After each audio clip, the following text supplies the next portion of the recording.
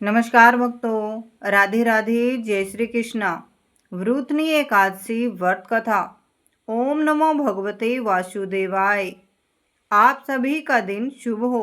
आज वैशाख मास के कृष्ण पक्ष की एकादशी तिथि है और इस एकादशी को वृतनी एकादशी के नाम से जाना जाता है। यह एकादशी सौभाग्य प्रदान करने वाली मानी गई है। इस व्रत में भगवान विष्णु के वराह अवतार की पूजा करनी चाहिए। वरुथनी शब्द संस्कृत भाषा से बना है जिसका अर्थ है कवच या रक्षा करने वाला। यह एकादशी व्रत भक्तों की हर कष्ट और संकट से रक्षा करता है, इसलिए इसे वरुथनी एकादशी कहा जाता है। तो आज हम आपको सुनाते हैं वरुथनी एकादशी की एक अत्यंत पुण्यदायिनी और दुर्लभ कथा। इस कथा को सुनने से सभी मनोकामनाएं पूर्ण होती हैं तथा घर में सुख समृद्धि, धन संपत्ति और खुशहाली आती है।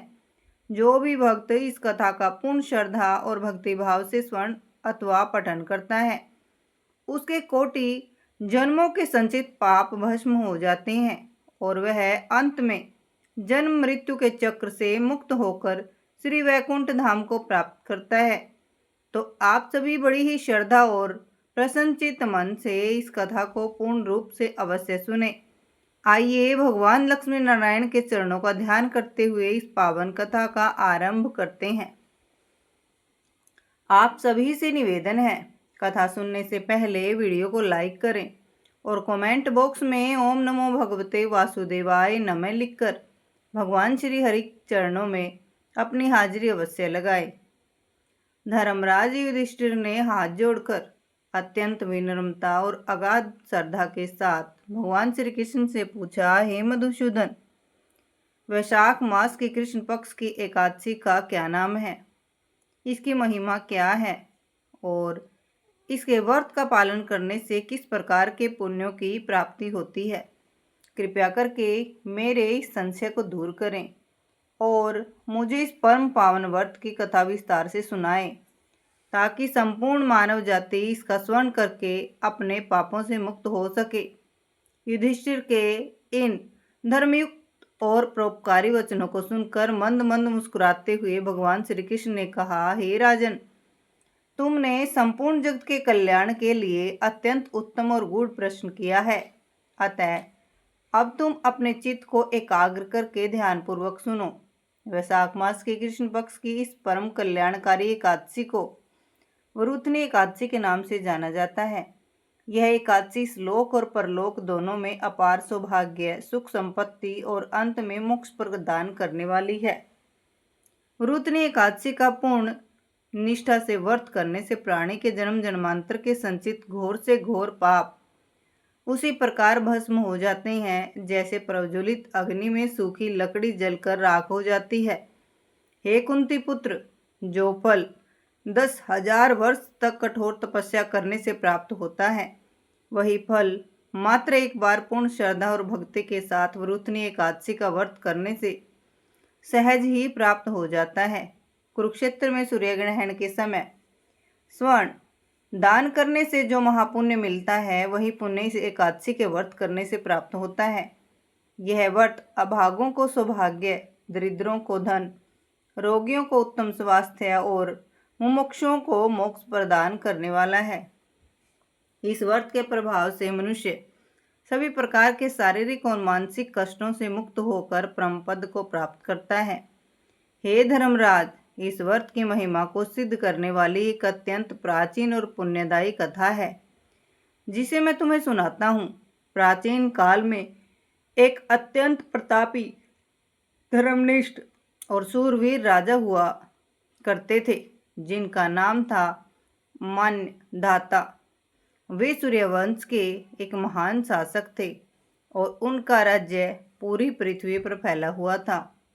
राजा मान्यधाता जितने वीर थे उतने ही सत्यवादी, दानवीर और भगवान के परम भक्त भी थे। उनके राज्य में प्रजा अत्यंत सुखी थी। चारों ओर केवल धर्म का बोलबाला था और कोई भी व्यक्ति दुखी, दरिद्री या रोगी नहीं था। राजा मान्यदाता अपने राज्य का संचालन एक पिता की भांति करते थे। और उनके मन में सदैव अपनी प्रजा के कल्याण की भावना निहित रहती थी। वे प्रतिदिन शास्त्रों का अध्ययन करते, ब्राह्मणों का सम्मान करते और नियमित रूप से यज्ञ, दान और तप किया करते थे। उनका सारा जीवन पूर्णतः धर्म के मार्ग पर चलते हुए व्यतीत हो रहा था। एक बार राजा मांधाता अपने राज्य के कोलाहल से दूर आत्मचिंतन और तपस्या के उद्देश्य से एक घने और अत्यंत निर्जन वन में चले गए। उस वन में अनेक हिंसक पशु और जंगली जानवर निवास करते थे, परंतु राजा को किसी का भी तनिक भय नहीं था, क्योंकि उनके हृदय में ईश्वर की अटूट भक्ति और विश्वास था। वन में पहुंचकर राजा ने एक पवित्र नदी के तट पर अपना कुशा का आसन ग्रहण किया और अपनी दोनों आंखें बंद करके भगवान नारायण के कठोर ध्यान में लीन हो गए। उनका तप इतना उग्र और पवित्र था कि उनके शरीर से एक दिव्य तेज उत्पन्न होने लगा और वन के सभी पशु पक्षी उनके उस शांत और आध्यात्मिक स्वरूप को देखकर आश्चर्यचकित रह गए। राजा मांधाता बाहरी दुनिया को पूरी तरह से भुलाकर केवल परमात्मा के स्वरूप में एकाकार हो चुके थे। उन्हें न तो भूख की चिंता थी, न प्यास की, और न ही सर्दी गर्मी का कोई आभास हो रहा था। कई दिनों तक निरंतर इसी समाधि की अवस्था में बैठे रहने के कारण उनका शरीर अत्यंत अक्षीण हो गया था, परंतु उनके मुख पर एक अलौकिक कांति और असीम शांति विराजमान थी। वे समाधि की उस गहरी अवस्था में पहुंच चुके थे जहां मनुष्य को केवल परमानंद की अनुभूति होती है और सांसारिक सुख दुख का कोई भी प्रभाव उस पर नहीं पड़ता। भगवान श्री कृष्ण ने अपनी कथा को आगे बढ़ाते हुए कहा, हे युधिष्ठिर, जब राजा मांधाता इस प्रकार अपनी कठोर तपस्या में मगन थे, तब उनके प्रभात और पूर्व जन्म के किसी अदृश्य पाप कर्म के कारण एक अत्यंत भयानक और अप्रत्याशित घटना घटी। वन के उस शांत वातावरण को चीरता हुआ एक विशालकाय और अत्यंत क्रूर जंगली भालू वहां आ पहुंचा। वह भालू अत्यंत भूखा और खूंखार था और भोजन की तलाश में इधर उधर भटक रहा था। जैसे ही उसकी दृष्टि तपस्या में लीन शांत राजा मांधाता पर पड़ी, वह भयंकर गर्जना करता हुआ उनकी ओर दौड़ा। राजा पूरी तरह से ध्यान मग्न थे। उनका बाहर जगत से कोई संपर्क नहीं था, इसलिए उन्हें उस हिंसक पशु के आने की तनिक भी भनक नहीं लगी। भालू ने बिना कोई क्षण गवाए अपने नुकीले और भयानक दांतों से राजा के दाहिने पैर को जोर से पकड़ लिया और उसे चबाने लगा। राजा को अत्यधिक पीड़ा हुई, परंतु उन्होंने अपनी समाधि नहीं तोड़ी। वह क्रूर भालू इतने पर भी नहीं रुका। वह राजा के पैर को चबाता हुआ उन्हें घसीटकर वन के और अधिक गहरे तथा अंधकार में हिस्से की ओर ले जाने लगा। राजा मांधाता यत भी एक महान योद्धा थे और यदि वे चाहते थे तो एक ही क्षण में उस भालू का वध कर सकते थे, परंतु उन्होंने ऐसा बिल्कुल भी नहीं किया। उन्होंने सोचा कि वे इस समय तपस्या में लीन हैं और किसी भी तपस्वी के लिए क्रोध करना या किसी प्राणी की हत्या करना सर्वथा अनुचित और धर्म के विरुद्ध है। क्षत्रिय धर्म का पालन करते हुए भी उन्होंने इस संकट की घड़ी में तपस्वी धर्म को ही सर्वोपरि माना। राजा ने अपने बचाव के लिए कोई भी शस्त्र नहीं उठाया, न ही कोई शारीरिक बल का प्रयोग किया और न ही उस हिंसक पशु पर क्रोधित हुए। भालू उन्हें लगातार घसीटता रहा और उनके शरीर से रक्त की धारा बहने लगी, जिससे पूरी धरती लाल हो गई। असहनीय पीड़ा और प्राणों के भयंकर संकट के बावजूद राजा ने अपना धैर्य और धर्म नहीं खोया। जब उन्होंने देखा कि अब उनके प्राण निश्चित रूप से संकट में हैं और स्वयं के बल से बचना धर्म के विरुद्ध होगा, तब उन्होंने अपने परम रक्षक त्रिलोकीनाथ भगवान विष्णु का स्मरण करना आरंभ किया। राजा ने अत्यंत करुण और आत्मसबर में भगवान नारायण को पुकारा और मन ही मन प्रार्थना की, हे दीनानाथ, मैं पूरी तरह से आपकी शरण में हूँ, मेरी रक्षा करें। प्रभु, मैं इस हिंसक पशु से भयभीत नहीं हूँ, परंतु मेरी तपस्या और मेरा धर्म नष्ट न हो जाए, केवल यही मेरी सबसे बड़ी चिंता है। हे नारायण, आप ही मेरे एकमात्र आश्रय हैं। आपके अतिरिक्त इस चराचर जगत में मेरा कोई और रक्षक नहीं है। हे कृपा निधान, मुझे इस भारी संकट से उबारिए और मेरे प्राणों के साथ साथ मेरे तपस्वी धर्म की भी रक्षा कीजिए। राजा की इस आर्त और भक्तिपूर्ण पुकार को सुनकर वैकुंठ धाम में क्षीर सागर में शेषनाग की शैया पर विराजमान भगवान श्री हरि विष्णु तनिक भी विलंब न कर सके। वे तुरंत अपने अनन्य भक्त की रक्षा के लिए अपने वाहन गरुड़ पर सवार होकर उस घने और अंधकार में वन में प्रकट हुए। भगवान विष्णु का वह स्वरूप अत्यंत दिव्य, अलौकिक और कोटि कोटि सूर्यों के समान तेजोमय था। उनके चारों ओर हाथों में शंख, चक्र, गदा और पद्म सुशोभित हो रहे थे। वन का वह भयानक कोना भगवान के उस अद्भुत और ईश्वरीय प्रकाश से पूरी तरह जगमगा उठा। भगवान विष्णु ने जैसे ही देखा कि उनका परम भक्त अत्यंत शारीरिक कष्ट में है और एक खूंखार जंगली पशु उसे अपना ग्रास बना रहा है, उन्होंने बिना कोई क्षण गवाए अपने कर कमलों से अपना अमोघ और अत्यंत तेजोमय सुदर्शन चक्र छोड़ दिया। वह दिव्य सुदर्शन चक्र साक्षात काल का रूप धारण करके बिजली की प्रचंड गति से उस हिंसक भालू की ओर बढ़ा और एक ही पल में उस क्रूर पशु का सिर उसके धड़ से अलग कर दिया, जिससे राजा मांददाता उस भयानक हिंसक पशु के प्राणघातक चुंगल से मुक्त हो गए। परंतु उस क्रूर भालू ने अपने पैने दांतों से रक्षा के राजा के पैर को इतनी बुरी तरह से चबा लिया था कि उनका वह अंग लगभग पूरी तरह से नष्ट हो चुका था और राजा असहनीय शारीरिक पीड़ा से निरंतर कर रहा रहे थे। अपने प्रिय भक्त की यह अत्यंत दयनीय, रक्तचरित और कष्टदायक स्थिति देखकर भगवान विष्णु का हृदय करुणा से अत्यंत द्रवित हो उठा। उन्होंने अपने कोमल हाथों से राजा मांददाता के शरीर का स्पर्श किया, जिससे राजा को कुछ क्षणों के लिए उस असहनीय पीड़ा से थोड़ी शांति मिली। भगवान ने अत्यंत मधुर स्वर में कहा, हे वत्स, यह तुम्हारे पूर्व जन्म के पाप का फल था, परंतु तुम मथुरा जाकर मेरी वराह अवतार की मूर्ति के समक्ष वरुथनी एकादशी का व्रत करो, जिससे तुम्हारे सभी कष्ट और पाप सदा के लिए मिट जाएंगे। भगवान विष्णु के इस अमृतमयी और परम सांत्वना देने वाले वचनों को सुनकर राजा मांददाता ने अत्यंत गदगद कंठ से अपने नेत्रों में भक्ति के अश्रु भरकर प्रभु के चरण कमलों में साष्टांग प्रणाम किया और अत्यंत विनीत भाव से कहा, हे जगन्नाथ, हे दीनानाथ, यह नश्वर शरीर और इसके सभी अंग आपके ही दिए हुए हैं। यदि मेरे किसी पूर्व जन्म के पाप कर्मों के कारण मुझे यह घोर कष्ट भोगना पड़ा है, तो यह भी आपकी ही न्यायपूर्ण व्यवस्था है और मुझे इसमें कोई भी शोक या संताप नहीं है।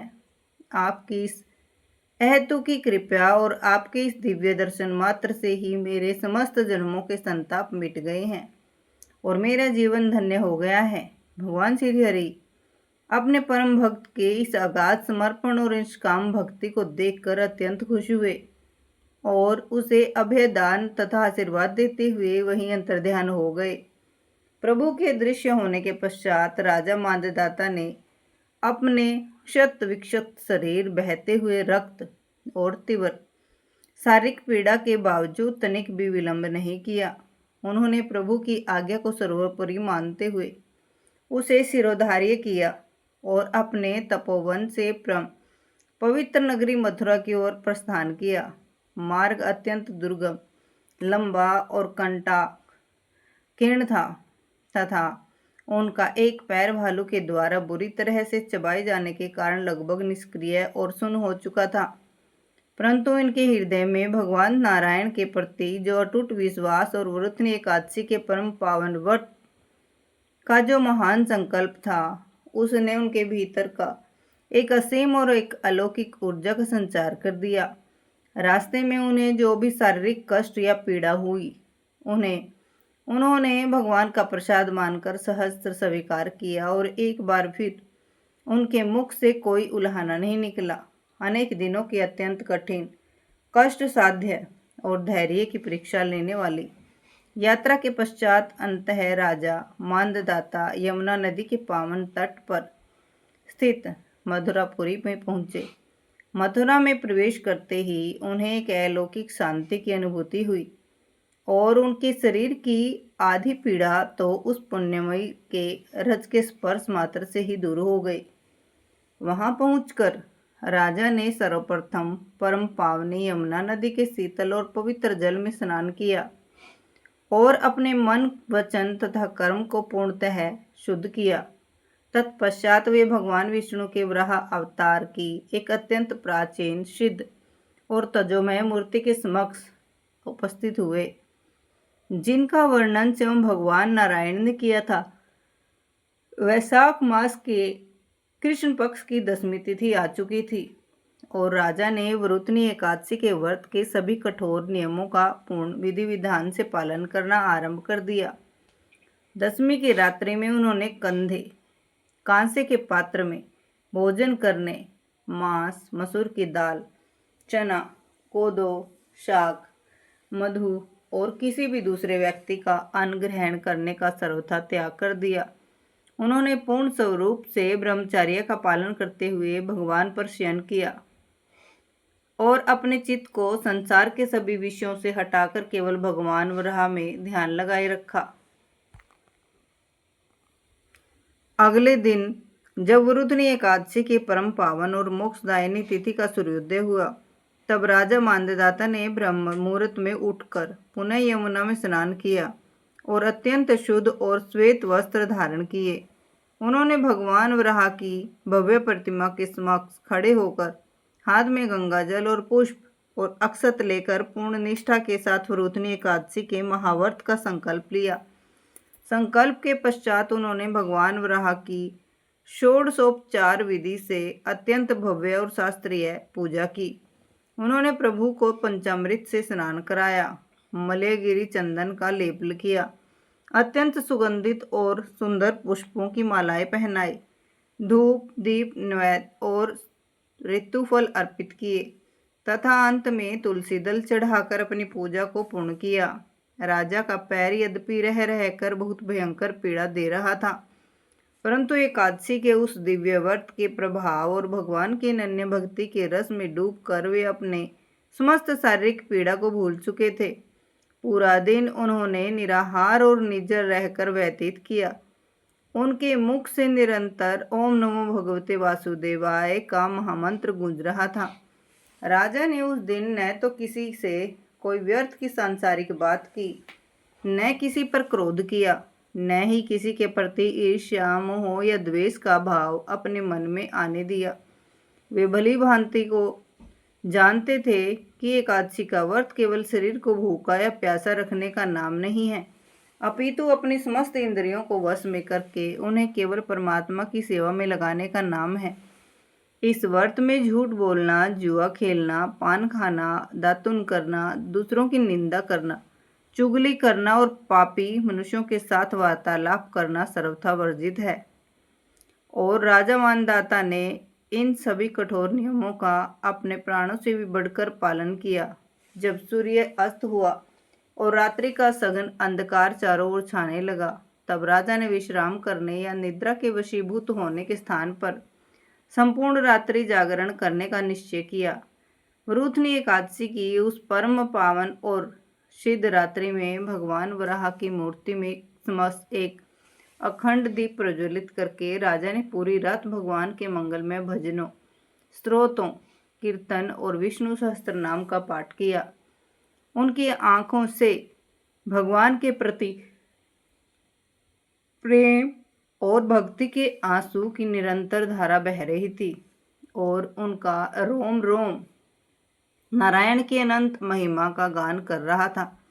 भगवान श्री कृष्ण ने युधिष्ठिर को अत्यंत स्नेहपूर्वक समझाते हुए कहा, हे कृष्ण, जो भी प्राणी वरुथनी एकादशी के दिन राजा महात्मा की भांति निष्काम भाव से रात्रि जागरण करता है, उससे कई कोटि जन्मों के संचित घोर पाप उसी रात्रि में भस्म होकर नष्ट हो जाते हैं और वह अंतकाल में यमदूतों के भय से सर्वथा मुक्त होकर भगवान विष्णु के परम वैकुंठ को प्राप्त हो जाता है। राजा मांधाता ने उस पूरी रात्रि अपने मन को एक क्षण के लिए भी भगवान के श्री चरणों से हटने नहीं दिया और पूर्ण जागरण किया। जिससे उनका वह रात्रि जागरण देवताओं के लिए भी वंदनीय हो और स्वर्ग से देवता भी राजा मानदाता की इस अप्रितम भक्ति, उनके असीम धैर्य और वृथनी एकादशी के प्रति उनकी अपार निष्ठा को देखकर उन पर पारिजात पुष्पों की निरंतर वर्षा करने लगे। जैसे ही एकादशी की वह परम पवित्र सिद्ध और जागरण की महान रात्रि व्यतीत हुई और द्वादशी तिथि का अत्यंत मंगलकारी वृथनी सूर्य पूर्व दिशा में उदित हुआ।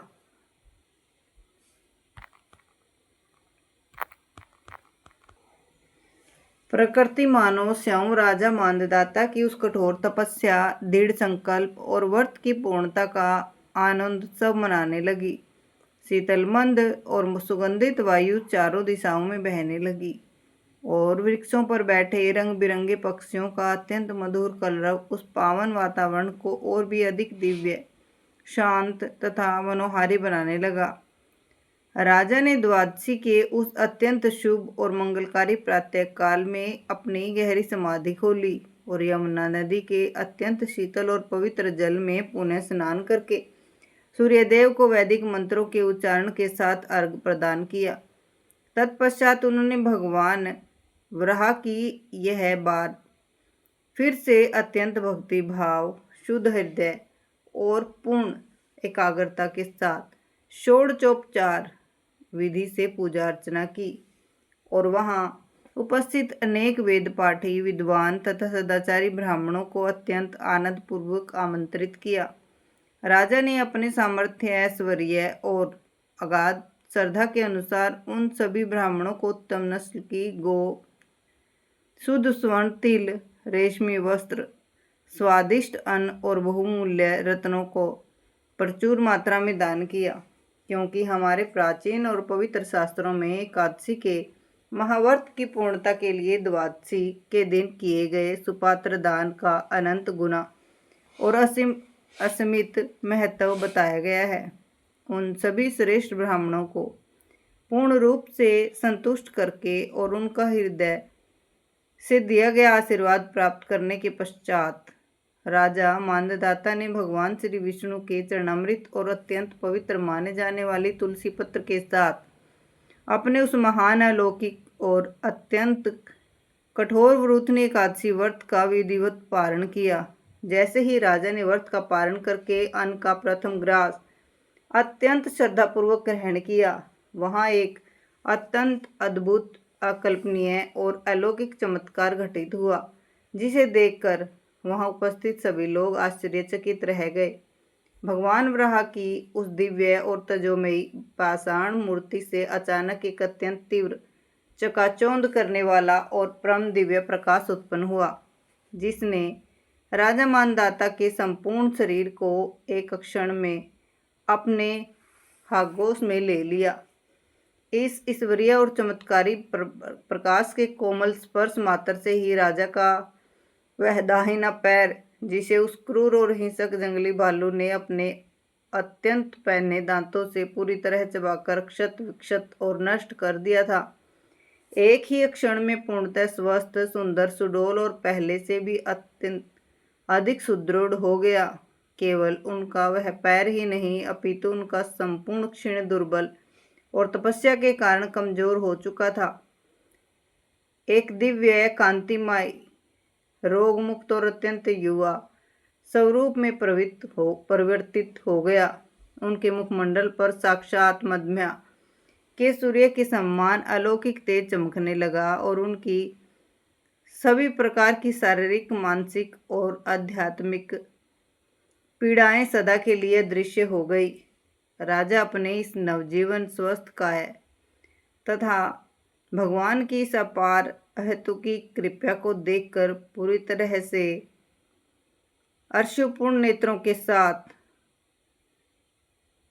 भगवान नारायण की स्तुति करते हुए कहा, हे करुणानिधान, हे भक्त वत्सल्य, अपनी महिमा वास्तव में अनंत और अवर्णनीय है और वृथनी एकादशी का यह महाव्रत सत्य ही एक चराचर जगत के सभी प्राणियों के समस्त दुखों का नाश करने वाला है।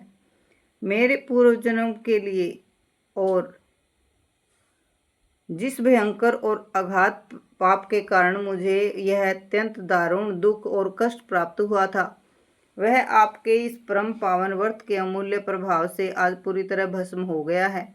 भगवान श्री कृष्ण ने इस अत्यंत अद्भुत और रोमांचकारी प्रसंग का विस्तृत वर्णन करते हुए धर्मराज युधिष्ठिर से अत्यंत गंभीर स्वर में कहा, हे भरत श्रेष्ठ, तुमने भली भांति देखा और सुना कि किस प्रकार वृत्रनी एकादशी के व्रत से अचूक प्रभाव से राजा मानदाता का खोया हुआ अंग, उनका नष्ट हुआ स्वास्थ्य और उनका ओजसी तेज कर उन्हें पुनः प्राप्त हो गया और वे अपने पूर्व जन्म के सभी पापों से पूर्णतः मुक्त हो पाए।